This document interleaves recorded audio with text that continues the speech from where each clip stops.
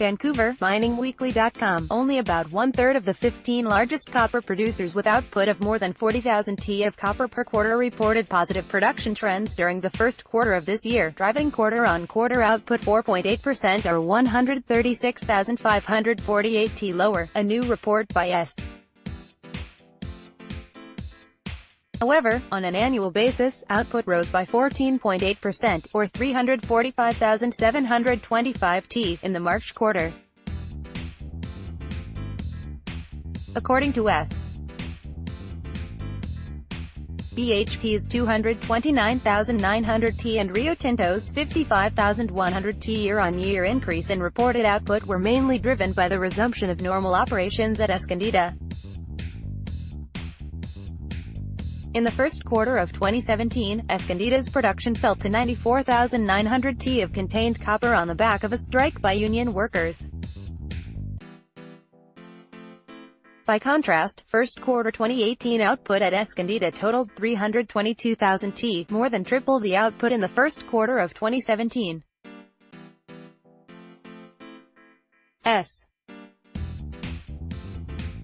Despite being virtually flat year-on-year, Olympic Dam's production more than tripled to 40,500 t quarter-on-quarter, as the mine ramped up production following a smelter maintenance campaign that had lowered production to 12,200 t in the fourth quarter of 2017. However, BHP did lower its production guidance for Olympic Dam owing to the ramp-up in production taking longer than expected. Escondida's increased output offset lower output at Rio Tinto's Kennecott mine, where production fell 20% year-on-year, mainly owing to lower head grades. It also offset a quarter-on-quarter decline in production at Oyu Tolgoi, in Mongolia, arising from a plant shutdown in January. Rio Tinto has a joint venture agreement with Freeport-McMoRan, with Rio Tinto entitled to a 40% share of Grasberg's production above an agreed threshold until the end of 2021. However, Rio Tinto's full participation has been delayed due to the application of force majeure provisions in the joint venture agreement. Rio Tinto was, therefore, unable to benefit from increased copper output from the Indonesian mine, which saw output double year-on-year to 311 million pounds in the first quarter. The increase was because, in the first quarter of 2017, a ban on concentrate exports coincided with a strike at Gresik.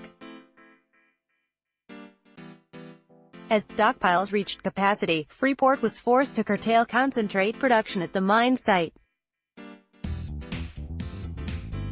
Now that normal production has resumed, Freeport, which has a 90.64% stake in Grasberg, saw its copper output increase 13.1% year-on-year, or 41,277 t, in the first quarter.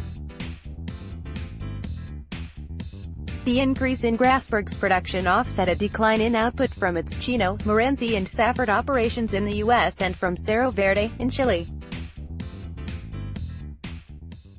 On a quarterly basis, however, Freeport's production fell by 5.9%, or 22,226 t. This was primarily owing to Grasberg, where maintenance activities on the ore flow systems and the characteristics of the ore process during the quarter resulted in lower than expected mill throughput. Glencore reported the fourth largest year-on-year increase in its own sourced copper output, which was up 6.6% year-over-year, or 21,300 t. This was owing to the commissioning of Phase 1 of Komodo's whole ore leach project in December 2017. This was partly offset by the impact of maintenance at Mount Isa and Alumbrera's expected decline in output as it moves toward the end of its life. Norilsk Nickel is the second company, after BHP, to have reported higher production both year-on-year and quarter-on-quarter, up 21.6% and 1.2% respectively, to 111,515 t/s. This was mainly attributable to the first batch of copper concentrate produced during the hot metal commissioning stage at Bystringskoi. However, production targets for the project in 2018 have been scaled down owing to ramp-up issues. Company reported in April that the first rail shipment from the plant had been sent across the Chinese border.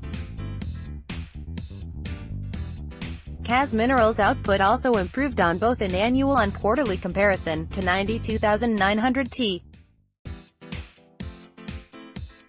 This was also due to strong performance at its Aktoga and Bozshakal operations in Kazakhstan, which commenced production in the fourth quarter of 2015 and the first quarter of 2017 respectively. 5 companies reported lower production on a quarterly and annual comparison, namely MMG, Grupo Mayaca, Antofagasta, FAIL and KGHM Polska Miedź.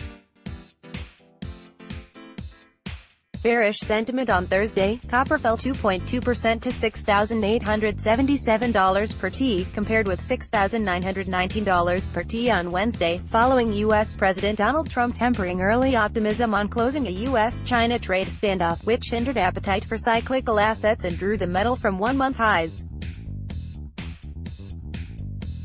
Comments backtrack from U.S. Treasury Secretary Steven Mnuchin's announcement that the prospect of a trade war between the two countries was on hold, giving a boost to nominally riskier assets like stocks and industrial metals. Copper is identified as the commodity most leveraged to the global economic cycle, with the price retracing, highlighting growing pessimism surrounding global economic health, analysts at London-based boutique broker SP Angel said on Thursday. A coordinated surge in global manufacturing supported copper prices to gain 31% last year, the best performance since 2009. However, faltering demand in factory output is drawing prices 5.2% lower for the year to date. Further, in the U.S., the purchase of new homes fell in April, signaled weaker demand for the metal used in pipes and wires.